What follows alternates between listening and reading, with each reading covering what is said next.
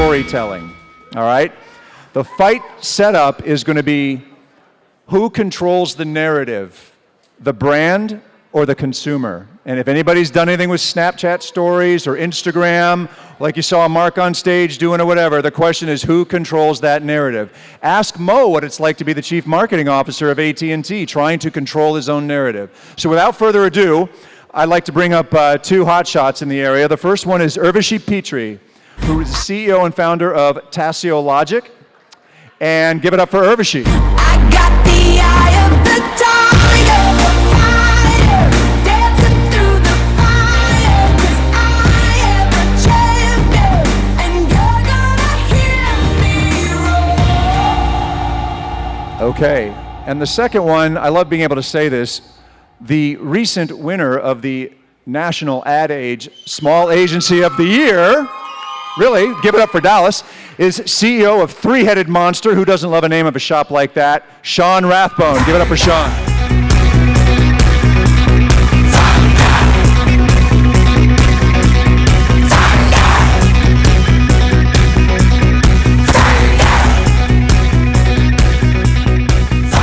Okay, once again, who controls the narrative, the brand, or the consumer? Urvashi, you're up. 45 seconds. I don't know why we're having this conversation all these years later. How long has data been around? How long have we been able to predict what human beings do? We've been able to do it forever. The other thing I don't understand is why do brands think they're special snowflakes that establish relationships in ways that human beings don't? How do you set up a relationship? You sit down, you actually ask a question, you listen when she talks, very important, guys, especially for you. You respond to what she says, and that's how you start a relationship. Every brand that's doing CRM well, every brand that's using data well is listening. Your consumers are leaving you breadcrumbs and you're listening. And I just have one piece of advice for all of you. Don't be that guy that goes out on a date, doesn't listen to a word of what she's saying, and then 3 hours later thinks he had a really good time and doesn't understand why he didn't get asked out a second time. Okay? And time. So I just have... That's it. Sean, you're up. So it has become very fashionable. What are you whispering to her? It has become very fashionable in this day and age to say that the empowered consumer is in complete control. Don't believe the hype. Okay? Smart brands still are positioned to lead and shape their narrative. They are. You just have to take a modern approach. The model is interactive storytelling. And actually, I don't know how many nerds are out there. Who knows who Gary Gygax is? There we go, I'm in Nerd Central. The founder of Dungeons and Dragons. The video game industry picked it up, perfected it, scaled it. We have a lot to learn from it. You create a master narrative that is every bit as compelling as a movie, but you allow for improv and personalization within that. That's what our campaign should be. Technology has not taken the story away from the storyteller, it has empowered us. And time.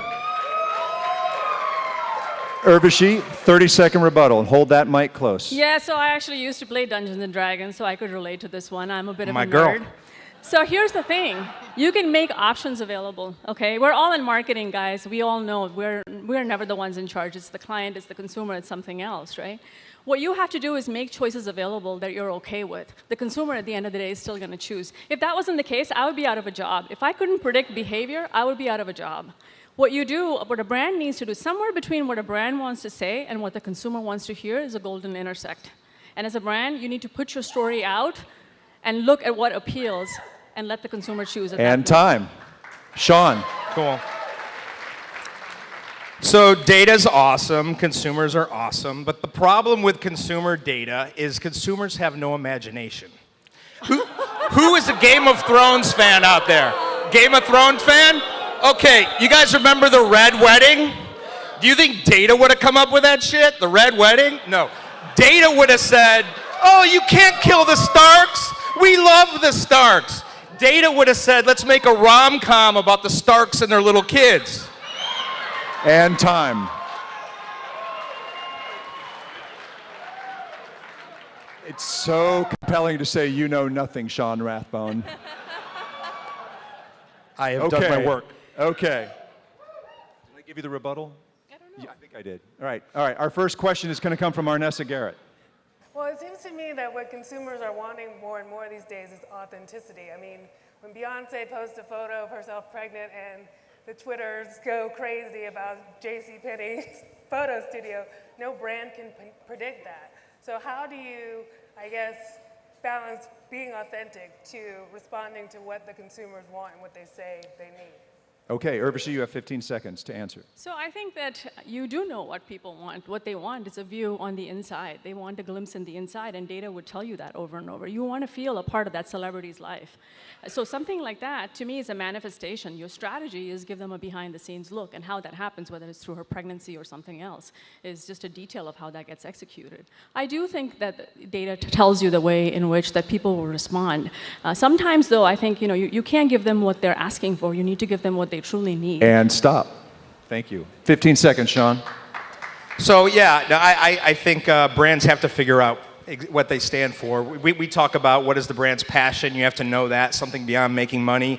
But then also the other thing that's going on is action. We talk Aristotle, I'm a nerd, I'm a writer nerd. Aristotle said that action reveals character, the first rule of storytelling. Look at United. They said one thing, but their actions said another. Modern storytellers, modern brands have got to learn that their actions speak louder than their words. And stop. Jump ball question. I'll jump in. First of all, does anybody still play Dungeons and Dragons? If I wouldn't admit it if I did. Yes, how'd that go? Second, what comes after data? What comes first? Data? What happens when there is no data yet, right? How do you start pre-data? What comes first?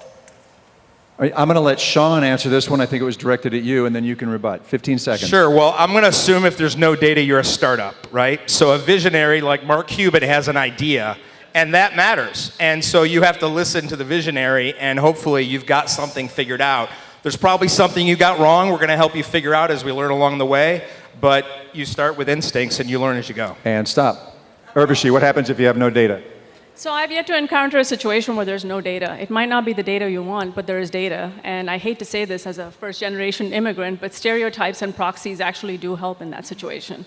So I have yet to encounter a situation where there was nothing. And stop. Awesome fight, guys. Jeevan, please open up the voting.